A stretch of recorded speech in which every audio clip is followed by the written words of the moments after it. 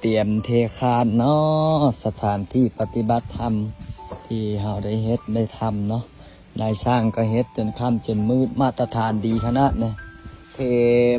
ป้องกันบ่ให้มันแตกมันหักคักนี่โอ้เตรียมเฮ็ดเตรียมทำสถานที่นั่งสมาธิภาวนาสวดมนต์ได้นี่โอ้ได้เห็นเลย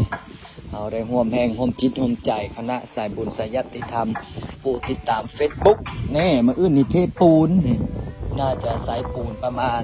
30คิวคิวละ1,900เนาะนี่บอนสวดมนต์นั่งสมาธิเอาเฮ็ดเอาตรงนี้ฐานตรงนี้ก่อนให้เป็นฐานก่อน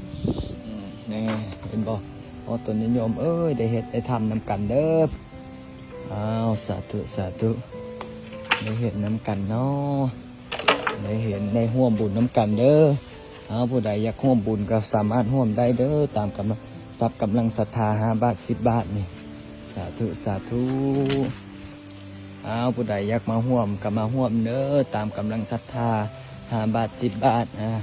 อย่าตกขบวนบุญเด้อนี่กำลังเฮ็ดบ่อนนั่งสมาธิภาวนาเนาะสวดมนต์ถือศีลปฏิบัติธรรมได้นี่